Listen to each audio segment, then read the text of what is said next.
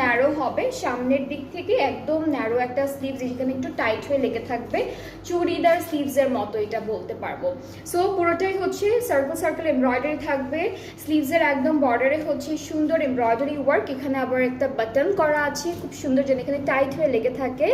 And হচ্ছে এইটা হলো আমাদের আরেকটা স্লিভস, নেকটা হচ্ছে খুব সুন্দর একটা ছোট্ট রাউন্ড কলার দিয়েছে, অ্যান্ড পুরোটা হচ্ছে এমব্রয়ডারি করা, ফ্রন্টে এমব্রয়ডারি থাকবে, ব্যাক পার্টে এমব্রয়ডারি আছে, সব সুন্দর সুন্দর করে এমব্রয়ডারি করা থাকবে।